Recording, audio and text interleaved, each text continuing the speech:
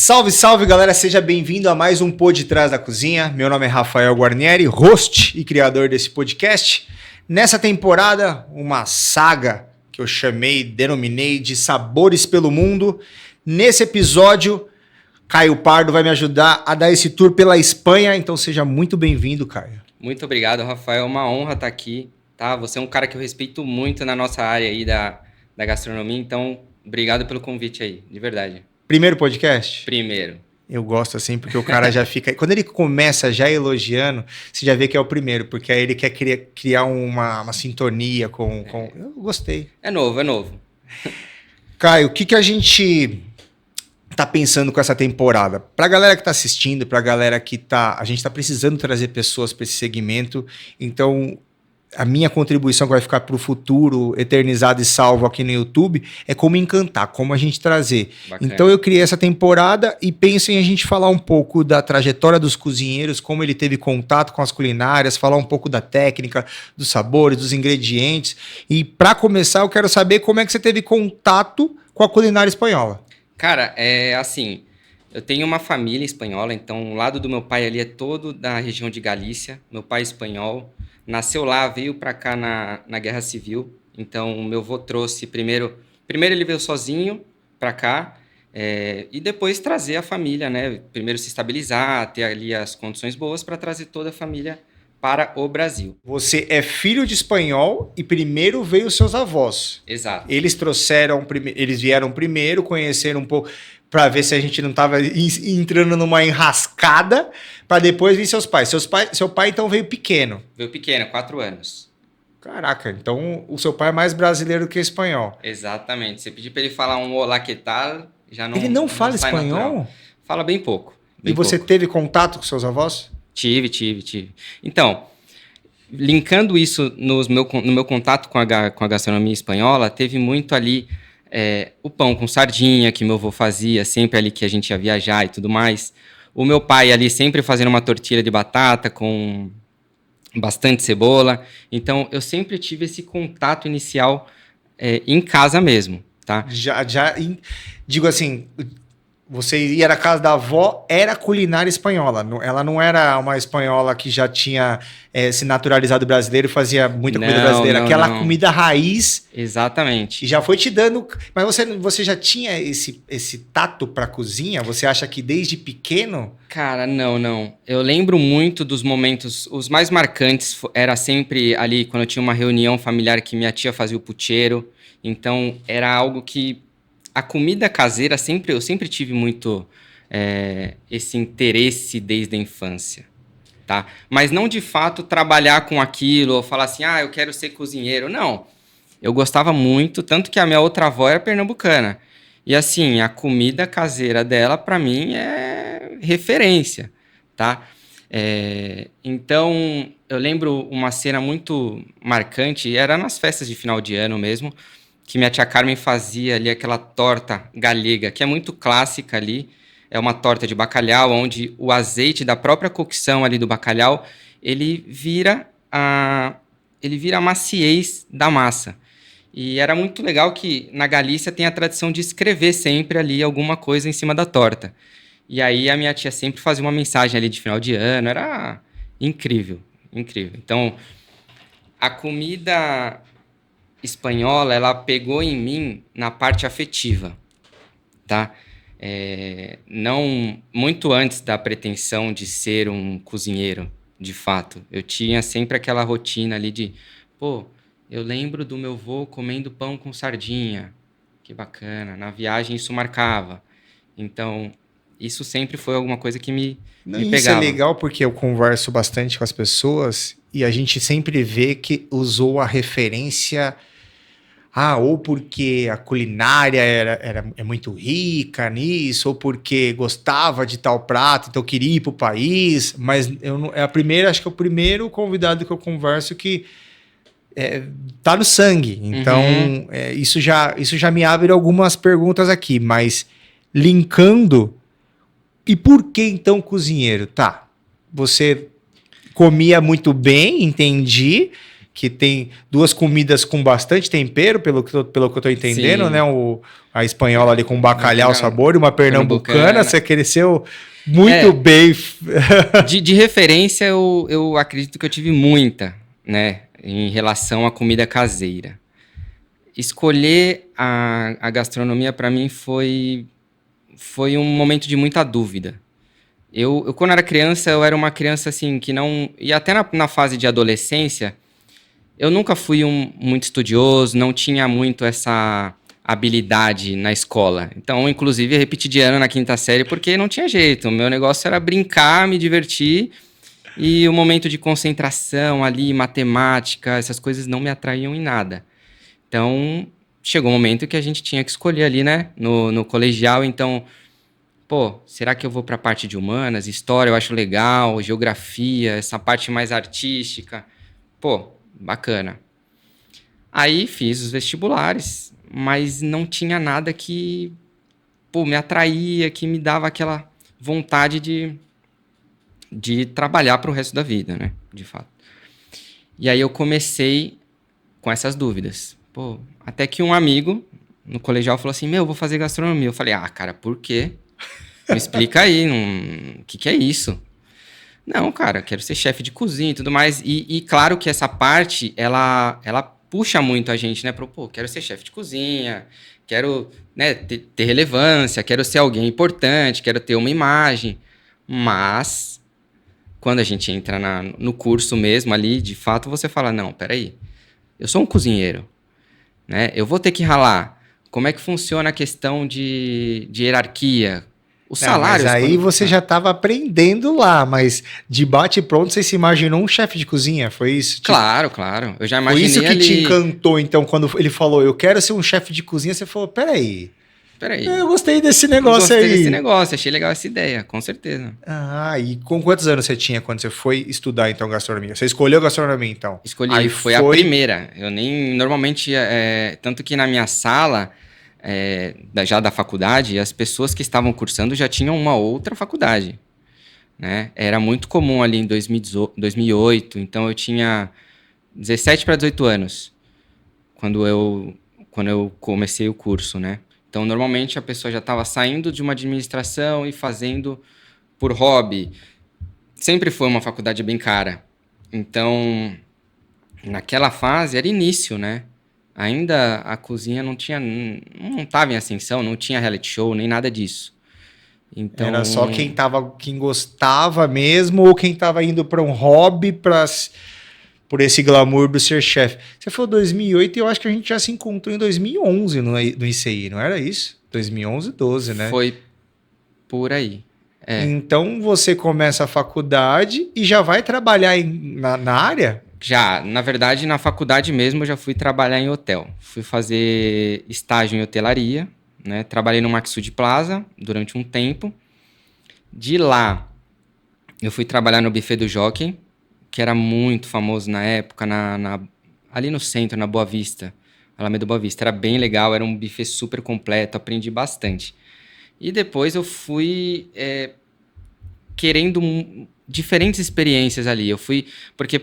Por exemplo, hotelaria não me encantou. Eu gostei muito ali da parte... Pô, você chega, o uniforme tá ali, alinhadinho, tem toda aquela questão de serviço, hospitalidade. Muito legal. Mas era uma coisa que não me atraía também. Então, eu falei, pô, preciso me encontrar dentro da área. Tem várias opções. Tem a parte industrial, tem a parte de buffet, tem a parte à la carte, tem restaurante. E eu fui tentar. Falei assim, eu tenho esse período da faculdade para me encontrar. Aí chegou nesse momento, chegou um momento que teve produções para reality show de cozinha, de programas culinários ali. Foi o Cauê, inclusive o Cauê que me convidou, lembra do Cauê? Sim. A gente foi trabalhar para Cozinheiros em Ação, The Taste, para uma produtora de TV para todos esses... E aí eu achei bem legal, porque ali eu tive contato com os chefes conhecidos. Então, tinha o Olivier, tinha a Renata Vanzetto, enfim, os chefes da TV. Eu falei, pô, que legal. E aí eu fui entendendo, pô, não é aquela imagem só, eles são cozinheiros que nem a gente, vou entender qual que é o caminho. né? Isso atrelando junto com o estudo, que era muito legal, então, que você vivia de manhã um pouco a realidade ali, quando chegava lá na escola, já meio cansado, a pilha mais baixa, Sim. aquele sonho de ser chefe de cozinha já um pouco mais realista, que agora você é cozinheiro de Sim. verdade. Aí você foi atrelando e foi conhecendo, então conheceu um pouco de hotelaria, conheceu um pouco de cozinha de buffet, Uhum. e aí conheceu um pouco dos chefes, a parte, vamos dizer assim, da Global, televisão, né? Esse lembrou um pouco porque você começou, e aí você vai terminando a faculdade já meio que sabendo o que é cozinhar, é isso? Cozinhar Não. ou ser um cozinheiro ou não? Não, sabendo cozinhar, de fato, sabendo o papel de um cozinheiro, sim, né? Só que a cozinha é uma coisa que demanda tempo. Então, é um título, né? O cargo é um título, então você tem que galgar muito, você tem que aprender muitas técnicas, você tem que ter um repertório muito grande, né, de acontecimentos ali para você, de fato, ser um líder dentro da cozinha. Conseguir gerenciar uma cozinha, conseguir instruir um cozinheiro, um ajudante, né? Mas aí você já tá pensando como chefe. Eu tô Sim. ainda querendo saber o Caio cozinheiro. Tipo assim, ó, eu não quero pular. Eu tô fora de ser conhecer o chefe. Eu tô Então, ainda querendo saber o Caio cozinheiro pelo que você tá aprendendo. Porque em qual momento que o Caio Pardo vai falar, tá, mas e culinária espanhola real? Que aí eu quero linkar uhum, com o que você viveu muito e bom. saber qual que foi a sensação de quando você de repente fez um prato que sua avó fez ou sua tia. Qual é o momento então que aí o Caio cruza realmente a culinária espanhola? Como já cozinheiro, entende? Não agora como um menino na família ali. Cara, boa pergunta. Isso ficou muito apagado no momento nesses momentos de construção de carreira. Então, ali eu estava visando o que caminho que eu ia seguir dentro da gastronomia, dentro de restaurante, dentro de atingir meu objetivo, era ser chefe de cozinha, e para que caminho que eu ia seguir, né? Então, eu fui muito pro lado de restaurante depois, foi quando eu entrei no IC, que aí foi depois de toda essa experiência, eu falei assim, cara, não, eu preciso voltar para restaurante. Entrei no IC e ali conheci muita gente, gostei muito do perfil de restaurante, do modelo que eles criaram ali de rede e tudo mais. Eu recebi a oportunidade de ir pro Google pela GRSA. Me encantou muito a parte de eventos. Então já mudei. O Caio confuso. O Caio cozinheiro já saiu de. Queria restaurante. Beleza, vamos construir carreira em restaurante. Só que quando eu recebi o convite para trabalhar em eventos, cara, eu pirei. Eu vi que não tinha uma rotina fixa. Eu vi que era um desafio diário. Eu sempre fui movido por algum desafio. Então, Caio sem desafio, fazendo o mesmo menu, o mesmo mise en place todo dia, era um cozinheiro ali limitado. Tá? Então, quando eu entrei em eventos, eu comecei a me descobrir mais na cozinha, né? Resolver muitos problemas todo dia, saber que você não vai ganhar, mas você vai ter que encontrar um resultado no final. Então, isso me encantou muito. Aí eu trabalhei, se eu te falar de uns 12 anos em eventos. Então você volta, você vai para GR, Uhum. conhece o evento, meio que casa um pouco da sua personalidade com a Com a culinária, culinária. aí você fala, opa, acho que aqui sim dá um pouco mais de acende a chama. Exatamente. Fogo azul bonito, sabe aquela chama bonita? É que lá vocês trabalham só com É elétrico, só você não elétrico, sabe então. mais o que é Isso é isso. a parte ruim também. Mas eu tô entendendo que você tá curtindo evento, mas eu indo um pouco na culinária espanhola, e aí? Mas é lá que você tem contato com a culinária? Você chega aí pra Espanha, Eu vou chegar lá. volta pra casa da vovó, volta pra casa da tia? Não, ainda não. Eventos, você sabe que é uma área que exige muito fisicamente. Assim como toda a gastronomia, a parte de eventos ela é insana. Então, evento, café da manhã, jantar no mesmo dia, é algo assim que exige muito. Então chegou um momento que eu já estava mais cansado ali de eventos e eu tinha acabado de casar também, fazia uns 6 meses que eu tinha casado. E aí eu conversando com a minha esposa, eu falei assim, ela ainda me trouxe, né, isso. A gente precisa de, em algum momento, né, morar em outro país, entender uma nova cultura, vivenciar isso. Tudo bem, fazia só 6 meses que a gente tinha casado, mas se não fosse naquele momento, quando seria, né? Então, eu alinhei essa questão de eu ser filho de espanhol, de eu ter minha cidadania, passaporte, ter essa facilidade. Que cor que é o seu passaporte, cara? É? Que cor que é seu passaporte? É vinho. Só pra... Se você não entendeu, pesquisa aí, tá? Que a cor do passaporte é só pra esfregar na minha cara, eu entendi. Okay. Não, pô. E aí foi isso. Tinha essa facilidade, né, de estar na Espanha. Essa mobilidade geográfica para você já não te travava. Você podia acordar no outro dia, pegar o avião e... Pum, tô lá, não tem nada que me impeça. E aí a gente foi, tal... Claro, como qualquer imigrante, a gente tem várias dificuldades iniciais ali, né? Espanha direto? Espanha direto, Barcelona. A gente foi para Barcelona. Eu queria atacar ali, assim, quando a gente foi, eu olhei a região onde estava muito em ascensão na questão de um trabalho na gastronomia. E eu já olhei para os chefes ali, Alberto Adrià, Ferran Adrià e tudo mais, né? E aí começou a saga. Meu objetivo era trabalhar com os caras. Não tinha outra coisa na minha cabeça que não ia me fazer trabalhar com os caras. E aí eu comecei... Trabalhei primeiro no restaurante na praia de Barceloneta. Ele tinha uma cultura meio... da região mesmo, meio catalã. E aí eu comecei a procurar dentro do Instagram, dentro de algumas redes sociais... pessoas que trabalhavam nos restaurantes que eu queria trabalhar. E aí eu olhava assim, pô, esse aqui tem nome de brasileiro, tal. Vou mandar mensagem e falar, cara, e aí, eu tô aqui...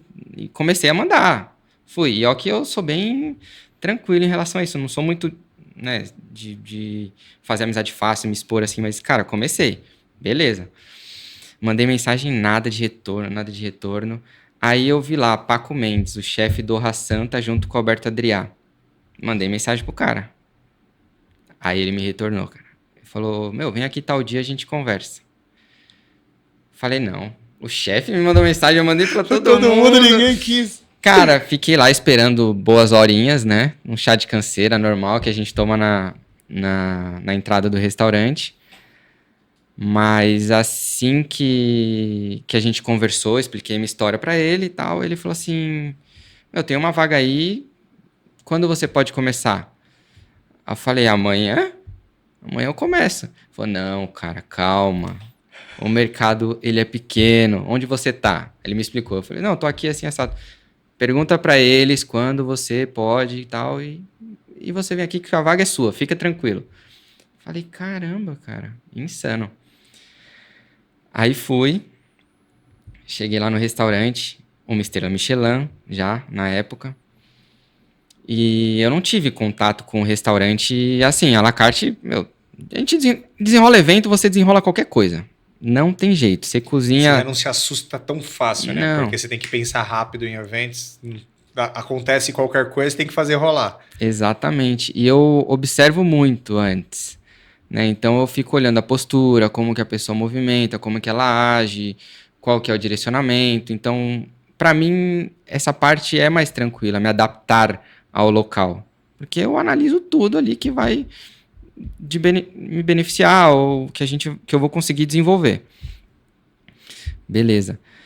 Cara, quando eu comecei, assim, insano, é cozinha de vanguarda, então, assim, pega lá o alginato, vamos fazer uma esferificação, pega a lecitina, a gente vai fazer isso. Na época, você falou, cara, você tá falando outra língua, ferrou, velho. Eu ia te perguntar isso, todo esse bate-papo seu, você chega lá já falando espanhol? Assim, o espanhol eu já falava assim. Então já também não... Mas assim, o embromation, né, cara? O portunhol? O portunhol, vamos ser honestos que a gente não sai. Não, mas você entendia bem, exemplo, porque já conversei com algumas pessoas que o cara fala alguma coisa, que nem você falou alguns nomes agora, você sabia o que era isso já? Isso não foi uma trava? Não Tá. foi uma trava. Como eu trabalhei em outro restaurante antes, é claro que a pronúncia é muito diferente, né? Aqui você vai fazer um curso de espanhol, pelo menos na época ali, né? Porque em casa não tinha muito. Meu pai não falava espanhol, mesmo ele sendo espanhol, eu fui aprender, fui fazer curso e tal. E é muito um espanhol latino, né? Então, quando você chega na Espanha, pô, tem diferença. E eu me encantei, eu achei lindo. Quando o primeiro espanhol mesmo, de fato, ali, né, da Espanha, eu falei, cara, que animal. Então, teve diferença aí. Entendi. Tá destravado o Caio espanhol, rompeu já aquela barreira de como eu vou me encaixar. Já tá num restaurante, uma estrela Michelin, toma o primeiro baque, fala: epa, eu sou de evento, sou desenrolado, mas aqui tá fervendo. Cara, primeira semana.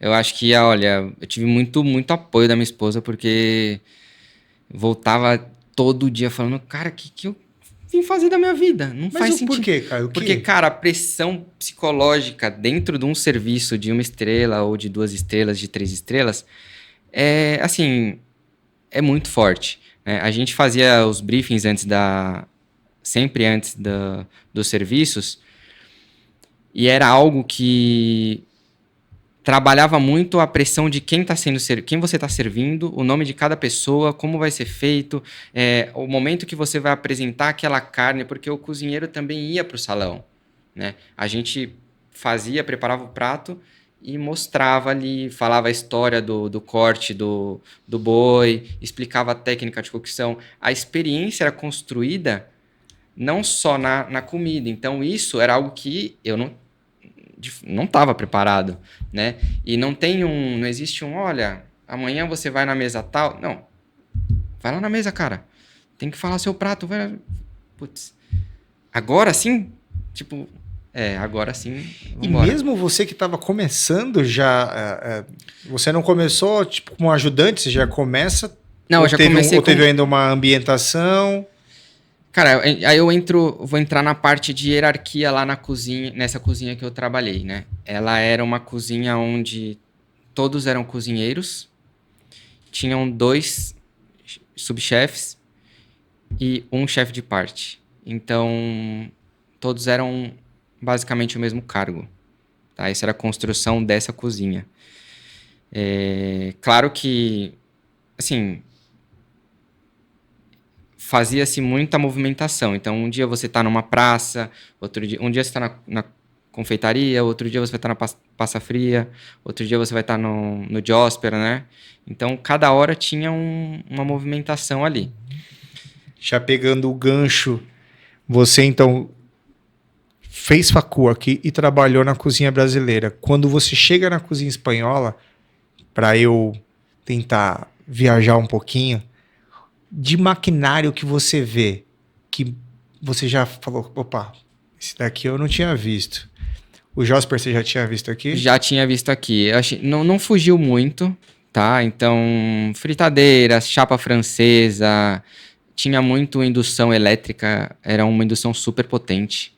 Ela tinha Mas você já tinha tido contato com essa indução aqui? não tinha aqui. Essa aqui, ela era para ferver muito rápido.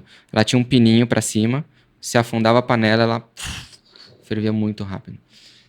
Ou seja, então a gente... eu só fiz essa pergunta para a gente saber como a gente está, que isso a gente está falando de alguns anos atrás. Então a cozinha brasileira não está muito defasada. Porque antigamente tinha um papo que a Host, até a NRA e tal, tinha uns 4 anos. A gente vem conversando com a galera aqui, a galera já falava de 1 ano e agora já está falando de 6 meses. A gente está com um delay bem... Estamos bem rápido. Sim. Você que é da corrida ali, o nosso pace já tá legal já. Não, tá ótimo. Eu acho que a parte de... Putz, também de falar de arquitetar a cozinha ali, o planejamento físico, talvez naquele momento lá estava um pouco mais avançado, mas hoje eu não vejo. Hoje eu vejo que as cozinhas aqui, já estão de cinema, viu? E você, com parentes espanhol, ou seja... ainda cresceu, tá certo que seu pai estava mais puxado brasileiro, você sentiu a cultura como algo que não que te assustasse, mas como uma trava, como já falaram da cozinha francesa, que tem uma linha muito rígida, algo assim? Cara, então, eu também tenho uma tia e uma prima lá. Tenho 2 tias e uma prima lá, elas foram lá me visitar, então a gente teve o contato mais recente com elas, mas antes de viajar eu conversei com elas e elas receberam a gente lá. Culturalmente, é bem diferente, cara. O espanhol, ele é muito mais secão, então muito mais direto, né? A gente é um perfil que faz amizade fácil. A gente é cordial, a gente vai lá, pô, apesar dos pesares, o latino, ele é muito receptivo, né? Lá não, eles não fazem essa cerimônia, não criam essa conexão tão próxima com uma pessoa que talvez eu não conheça. Mas as pessoas que você conhece ali, aí sim, você vê que eles têm um vínculo, têm uma proximidade maior, tá? Para trabalho, é papum. Não... Mas nada que falasse, meu, eu vou embora daqui por conta do trato ou por conta do ambiente. Chegou a esse ponto? Não, assim, eu tive as fases iniciais ali de eu falar assim, a minha ideia, quando eu comecei, eu falei assim, eu não vou aguentar 6 meses, cara. Fiquei no mesmo restaurante 1 ano e 4 meses e assim, juro, passou umas 60, 70 pessoas fácil. Fácil. As pessoas não se sujeitavam à parte dura da cozinha, né? Tinha gente que começava um serviço de manhã, né? Depende dos perfis, tá? Mas normalmente os italianos não ficavam na cozinha espanhola ali.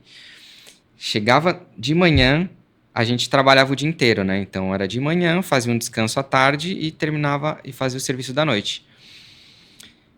E aí a galera falou assim, eu preciso, só vou ali, já volto aí. Não vinha mais, aí fazia o serviço da noite com -3, -2, que é comum, né? Só que aí eu vou entrar em outra parte, a legislação trabalhista. Pô, lá não existe, lá é contrato de trabalho, então o seu trabalho é esse e o colaborador, ele, cara, aceita ou não e vamos que vamos. Ganha pelo combinado, não trabalhou, não ganhou.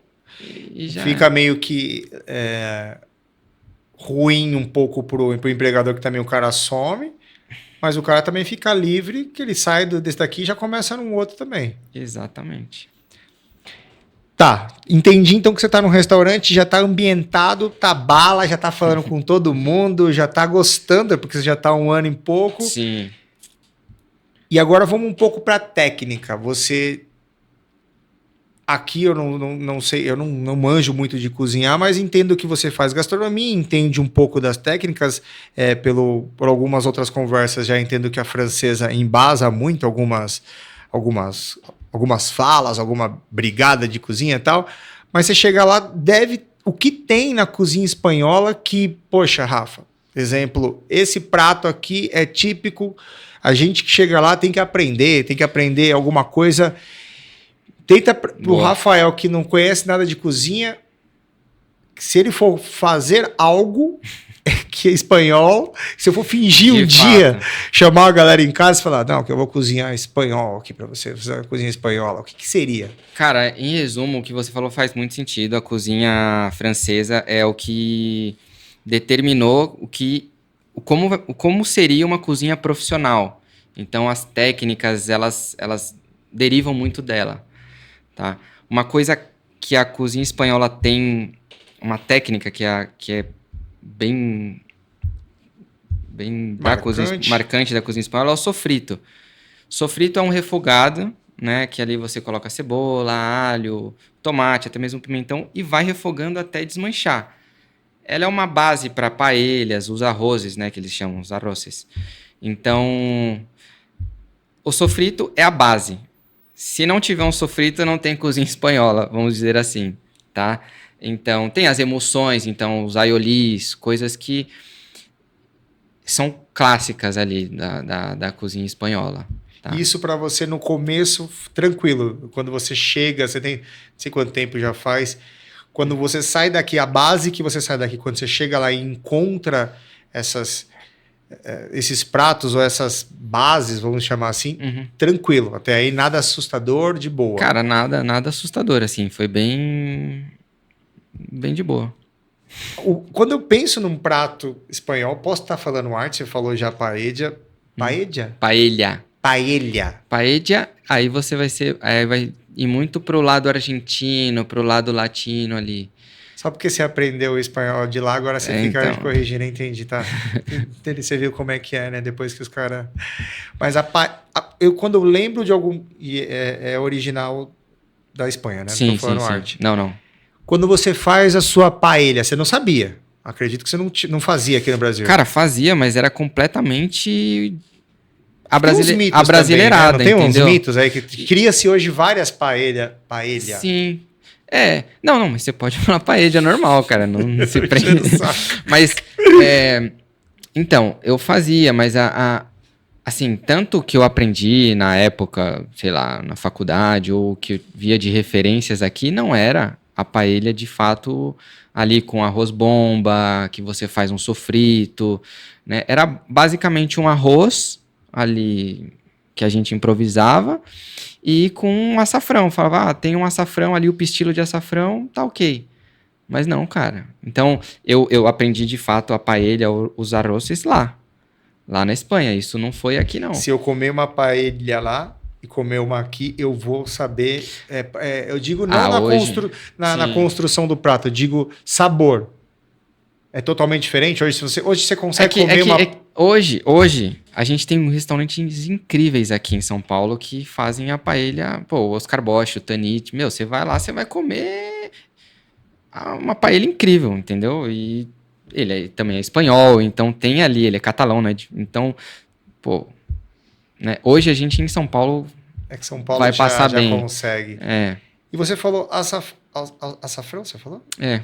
Existem ingredientes que são típicos da Espanha? Existe. Puta, açafrão é um... assim, de bate-pano, mas tem vários. Tem Por que muito... o açafrão é de alguma região? Não, digo, é de uma região ou por conta do sabor tem que... Quase toda a comida espanhola tem que ter? Não quase toda. Você tá em Barcelona ainda. Né? Então, a cozinha regional, assim, Espanha é muito pequeno, né? Mas, de fato, eles são muito regionalistas. Então, as regiões são muito diferentes. Então, região de serra, né? A parte dos Ramons ali. Região de costa, então, você vai ver muito tipo de frutos do mar, a navarra. Coisas que são muito características que na nossa costa a gente não encontra.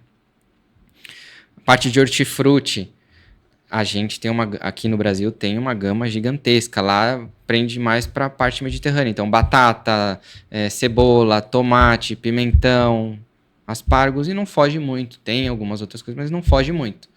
Né? Então, aí a técnica deles ali, os cozidos, as misturas, acaba sendo uma característica mais marcante.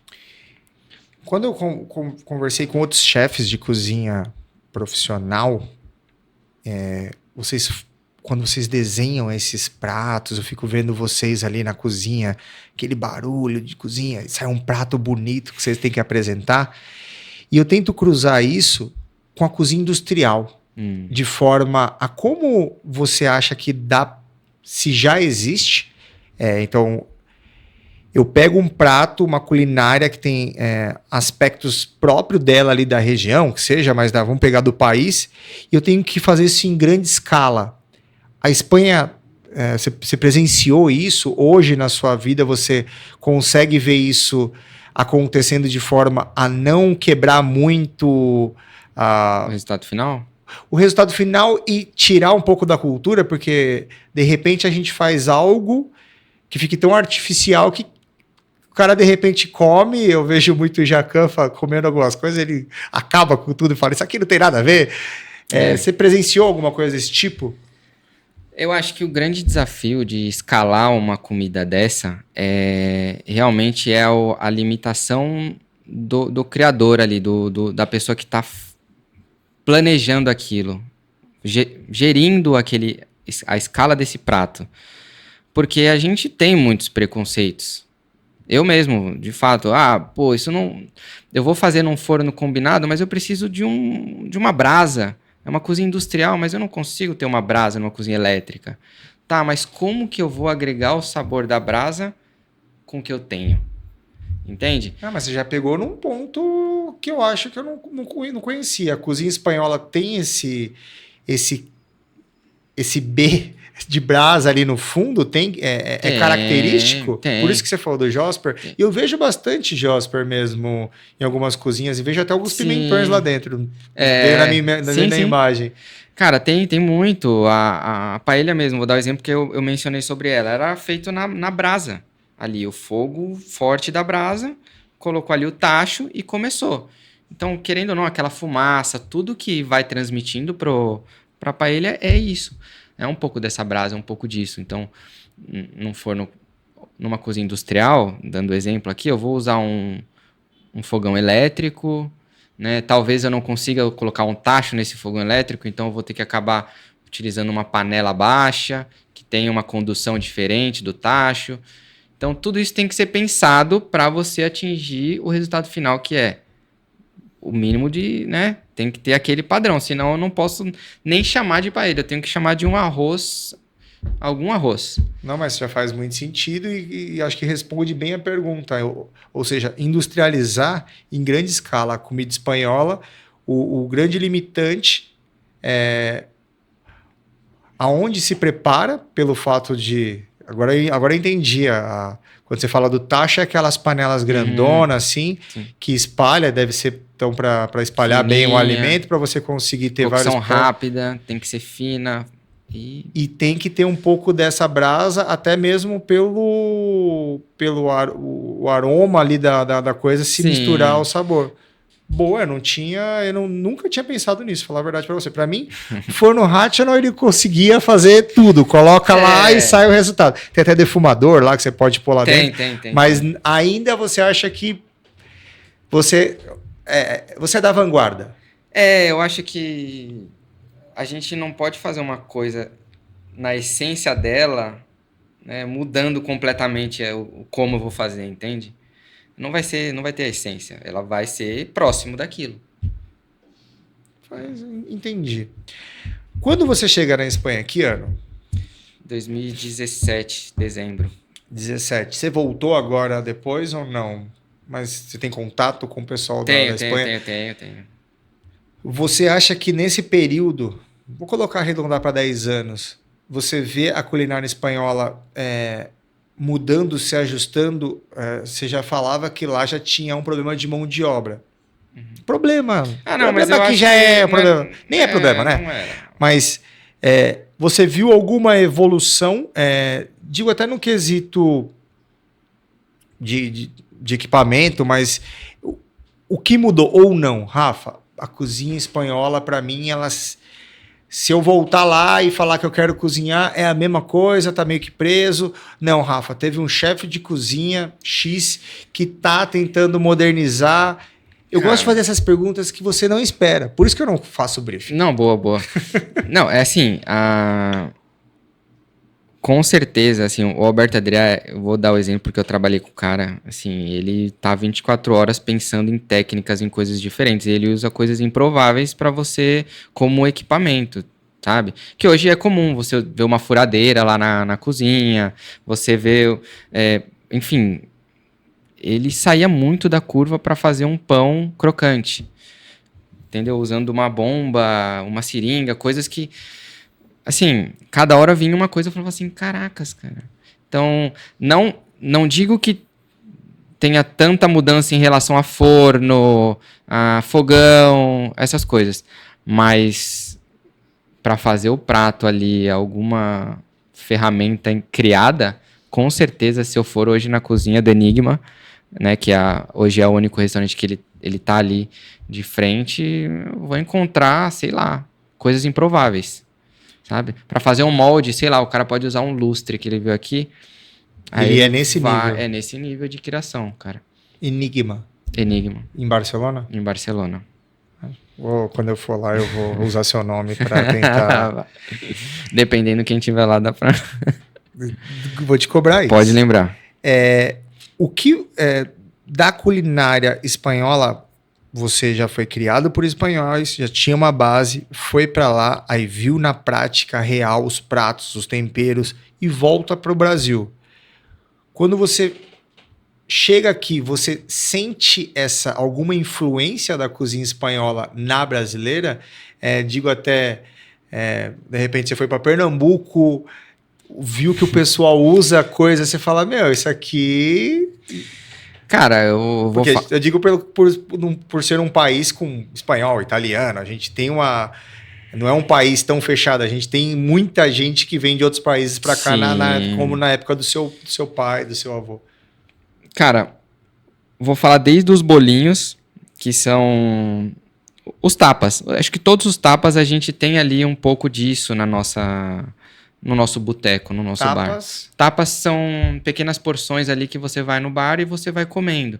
Nos bares, nas cafeterias. Porções, você diz? Porções, por exemplo, batatas bravas. As batatas bravas nada mais são que umas batatas fritas com um aioli e um molho picante para ela ficar brava, um exemplo. Isso é espanhol? É espanhol, mas aqui a gente tem uma batata frita com uma maionese e um molhinho de ketchup. Não é a mesma coisa? Não é, mas... Entende? Tem influência. A croqueta de Ramon. A gente tem a coxinha de frango. É diferente? É diferente. É um molho bechamel que a gente engrossa, coloca Ramon. Mas no Brasil a gente tem uma massa de batata. Cara, mas peraí, mas aí você mexeu num prato que a galera pode depois taxar nós não, aí. Já você disse que você acha que a coxinha teve uma influência espanhola? Não, a história da coxinha é diferente. Ah, tá, beleza. Mas falando em comparativo, se teve coisas que... eu digo mais de influências mesmo. Exemplo, pratos que você acha que tem mão lá atrás de espanhol, entende? Porque aí eu acho que a gente leva pra galera que de repente tá fazendo e, cara, nunca imaginou que tinha um dedo de espanhol lá de trás. Putz, cara... E agora, se você não sabe, você trate de descobrir. Não, é muito... Essa pergunta é muito boa, mas assim, realmente é difícil, porque, por exemplo, lá eu comi muitos cozidos, né? Então, cozidos de Caio, por exemplo, são tripas. E aqui a gente tem a buchada, a dobradinha, por exemplo, que ela tem feijão branco, ela tem, né, ou pratos que tem feijão branco, o próprio mocotó. E lá também tem essa influência camponesa ali que puxa por esse lado. Que pode ter sido gerado lá ou pode ter sido gerado só por fato de ser regiões que tenham esse alimento em abundância. Né? Sim, exatamente. A gente entraria numa história muito... né? Tá. Eu lembro que uma vez você me falou de algum lugar, ou eu assisti em algum lugar, algo muito relacionado a porco. Tem alguma coisa disso em Barcelona? Usando muito carne de porco? Ou tem, não? Bastante. A carne de porco é uma proteína muito usada lá, né? Assim, mais que carne bovina. É muito mais acessível. A gente tem muitas raças lá de porco também. Acho que é o joelho de porco, é isso que eu acho que é famoso em algum lugar da Espanha? Posso estar falando... Não... Só pra... que eu vou lembrando de coisas tem várias coisas, assim, mas eles comem muito porco mesmo. Prato que o Caio mais gosta da Espanha. Falou em um prato espanhol que o Caio saliva, o que ele fala, não, isso aqui eu tenho que comer. Tô passando aqui na Espanha com meu passaporte aqui. Esfregou na nossa cara. Eu vou ter que comer. Seu prato favorito, vamos dizer assim. Tá. Bom, primeiro a paella, ela é o que... A de verdade, quando eu descobri o que é uma paella de verdade, quando eu descobri, de fato, pra mim, com socarrá, então, embaixo, ali... Que é isso? Que é a parte queimadinha do arroz. Cara, assim... E eu achei, olha aqui, um adendo no seu prato favorito. Uma vez eu no Banco Santander... eu atendia lá a cozinha para a parte de presidência e por algum motivo, cara, Rafa, quer experimentar a paella que vai pro presidente também? Eu falei, meu amigo, sem você pedir, eu já queria, cara. E aí eu comi aquilo ali, fui para casa, falei para minha esposa, a gente saiu correndo atrás de paella e não. Por isso eu te perguntei, não tinha nada a ver o que eu comi correndo atrás do que o pessoal fez pro presidente do banco, que acredito deve ser um banco espanhol, o Santander. Sim. Então, por isso que eu te perguntei. Então, paella é o seu prato favorito? Com certeza. Eu anotei aqui... E assim, todas, tá? Como assim? Quando você diz todas... É que tem vários tipos. Tem a valenciana, tem a só de porco, tem a de frango, tem mista, assim, qualquer uma. O prato o prato paella, ele significa o quê? Quando você fala todas. É porque ele tem várias versões, mas basicamente é o arroz com sofrito. Primeiro faz o sofrito, aí coloca-se o arroz, né, um caldo, um bom caldo. E no final você coloca as guarnições ali, que pode ser frutos do mar, pode ser carne de coelho, carne de porco, carne de... Enfim. E você... Mas então a base é o arroz com sofrito que dá esse sabor Isso. e a guarnição pode escolher, por isso você fala várias. Variações, exatamente. E aí, assim, é uma cocção rápida, né? Fogo alto. Por isso que a proporção de água com arroz, toda aquela receita intuitiva, ela vai transformar ali a cocção rápida, o ponto do arroz e o socarrá embaixo, aquilo incrível. Por isso que, de fato, para mim é o melhor prato. Socarrá. Porque parece que é fácil, mas não é fácil. Socarrá, eu vou ficar com essa palavra na cabeça. Muito... Uma pergunta que eu anotei aqui para azeite ou manteiga? azeite, né? Quando você falou do... Olha que bizarro. Eu falo as coisas aleatórias porque eu não tenho muito rabo preso. Quando você falou do bacalhau, na minha cabeça só vem português. Uhum. É muito forte o bacalhau espanhol? Assim, a parte... Parece óbvio pra você, eu sei. Você fez uma cara de, pelo amor de Deus, né? Não. Assim, a parte da Galícia, ela é muito próxima de Portugal, então acaba tendo muita influência, inclusive no dialeto, né? O galego, ele é um pouco do castelhano com o português. Então, a influência na comida também vem para esse lado. Então, a torta galega com bacalhau trouxe essa influência do... Ah, então não tô muito doido. Não. Tô falando... Por você já ter essa base, eu entendi que você trabalhou com chefes que estavam criando coisa o tempo inteiro. Uhum. E eu acredito que qualquer área, ainda mais você falou que não gosta de ficar parado, ver alguém criando é muito bom. Mas quando você vai comer, quando você pensa em comer, você pensa num prato cocriado, sei lá, recriado ou sofisticado, ou a comida da vanguarda? Eu admiro muito técnica. Eu vou te falar que quando eu vou num restaurante que eu vejo ali que teve técnica, isso me surpreende. Mas, de fato, o que me emociona na comida é a parte caseira do negócio, sabe? Eu tive recentemente no México. Cara, eu fui numa taqueria, a La Chula, que assim, só faltava chorar em cima do taco. Que era muito bom, você vê que era aquela coisa que passou, né, de família, veio ancestral, tinha ali todo um cuidado. Como que você sente isso? Pergunta de um cara chuco que não tem técnica nenhuma. Como que vocês, assim, pegar um prato? Que eu vejo muita gente falar isso. Olha aqui, como é que vocês... Cara, nunca parei pra pensar nisso, mas você come com prazer, cara. Você dá a primeira mordida e fala assim, cara, podia comer isso aqui pro resto da vida. E não tá no ambiente, você consegue ver isso no prato. Se alguém te servisse às escuras, Caio sentado aqui agora, entrasse um prato só, você não sabe quem fez. Você conseguiria ter essa mesma percepção? Ou o ambiente inteiro, você vê a tiazinha... É mais ou menos isso. Então, tem todo um repertório. Você vê o pai no caixa, a filha trabalhando. É mais ou menos isso? Eu fico tentando entrar aí dentro da sua cabeça. Não, perfeito, cara. Porque eu também tô pensando aqui. Você tá falando, eu tô me lembrando de tudo. Então, realmente o ambiente influenciou muito para aquilo. Né? Na Espanha, você também presenciou muito esse ambiente familiar? Ou pegou mais restaurantes que você falou, Estrela Michelin? Acredito que já não tenha muito isso. Não. Mas você andando, passeando, você chegou a pegar essa parte? Olha, teve... Barcelona é bem turístico, então tinha pouco. Mas quando a gente viajava para algumas cidades próximas, por exemplo, a gente fez muita viagem ali, né, nos Pirineus, enfim, foi conhecendo a Costa Brava. E quando você ia ali em algum restaurante local, aí sentia... Por exemplo, uma história bacana, a gente foi lá era muito clássico, pão com tomaca, que é pão com tomate ralado, você rala, né, o pão, você rala o alho, depois você rala o tomate e você come, é pão com tomate. Basicamente é uma entrada, é um tapa, é muito clássico. E aí tem versões também, você pode comer com boqueron, outras coisas.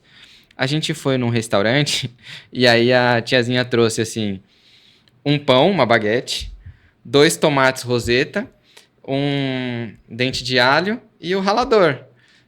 Então você fala assim, pô, bacana. Experiência aqui local mesmo. Você pegava e montava o seu pão com tomaca, né? Então teve outros momentos também que a gente teve esse choque ali bem do caseiro. Eu acho muito legal, eu Não, é gosto. incrível, é incrível. Eu não tenho base para avaliar, para julgar, mas quando eu. E eu acho que vai ser uma tendência, tá?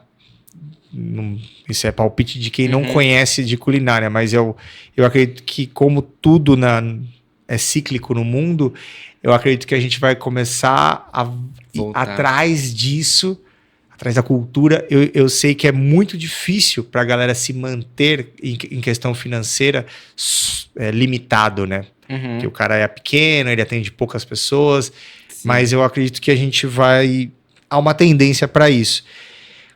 O Caio, para você que tá pegando só esse corte aqui agora, é um cara criado numa família espanhola, de um pai que não falava espanhol, Boa.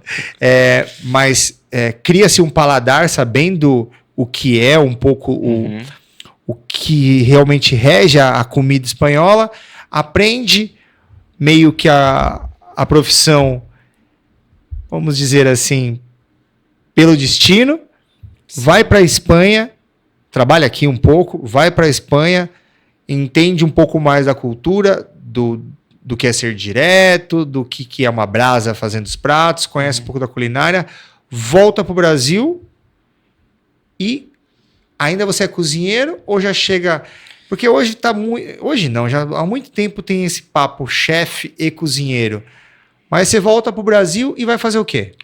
Cara, na verdade, a gente. Eu já tava como sous-chefe aqui. Aí depois eu fui pra lá, dei um passinho pra trás, justamente porque era uma culinária completamente diferente.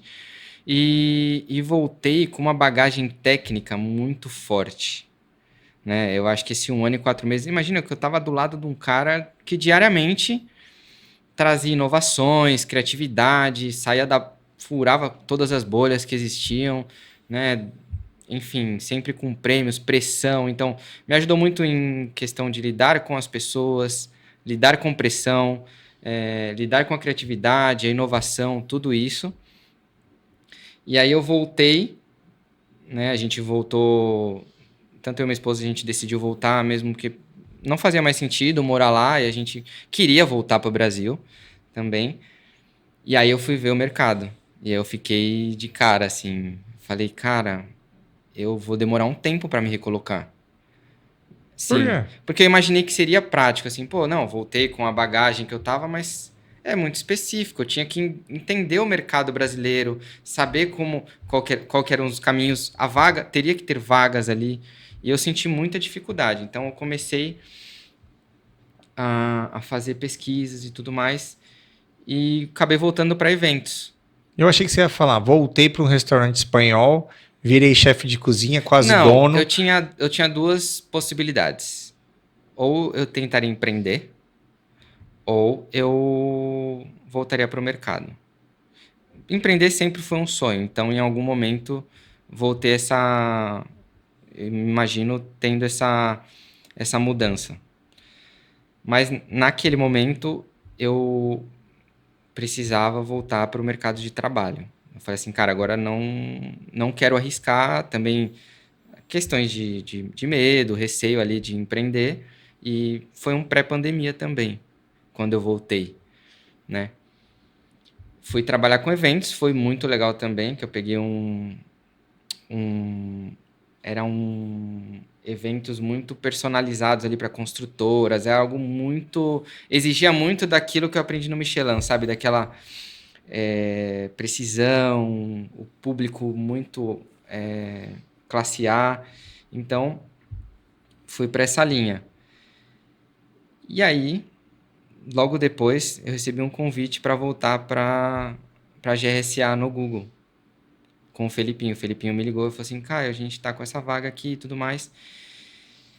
E aí eu vi que meu coração falou assim, pô, cara, você tem muita coisa para desenvolver lá que você aprendeu nesse período.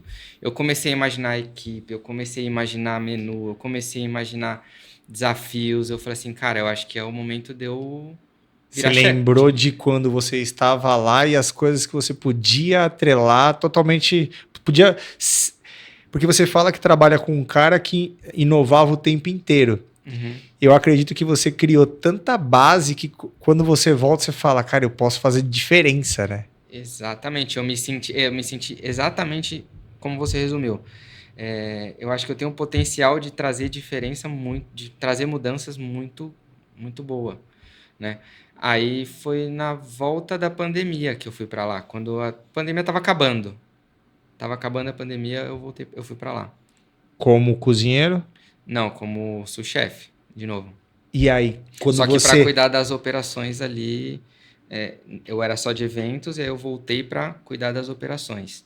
Então, existe a distinção, né, lá, eventos e operação de culinária. Você falou um sous-chefe? É. O que é um sous-chefe numa GRSA, Sodexo, são empresas de alimentação grandes, Uhum. que deve ter quantos funcionários hoje na onde você trabalha? Em torno de 100 funcionários. 100 funcionários. Qual que é o que você tem que fazer? O que o subchefe faz para esse monte de gente? Você cria, você só coordena, você motiva, você cozinha, o que você faz? Olha, o sous-chefe ele responde pela cozinha na ausência do chefe, mas eu falo a gente porque criamos uma hierarquia lá aonde existem muitos processos, então acaba sendo muito diferente um sous-chefe de um restaurante comercial para um sous-chefe na Sodexo Google, por exemplo, que exige ali muitos processos de conferência, links com outras áreas, que é parte de nutrição, HSE, a parte de compras. Então, montou-se uma parte corporativa dentro da cozinha ali, né? E você fala de uma conta muito específica porque tem muita influência do próprio cliente na sua empresa, que aí define muito do seu trabalho, é isso? Perfeito, você resumiu. E você acha que o Caio espanhol, vamos dizer assim, definiu uma nova linha? Eu não sei se o seu cargo pode fazer isso, mas você olhando lá para trás, que você já trabalhava nesse cliente, mas eu sei que o cliente também oscila o que ele quer de linha do Uhum. trabalho e da comida, mas hoje você se sente um cara que interfere, tem um toque, tem açafrão ali na. Tô prestando atenção. Olha, com o período, né, a gente foi evoluindo na conta. Hoje eu me encontro como chefe executivo.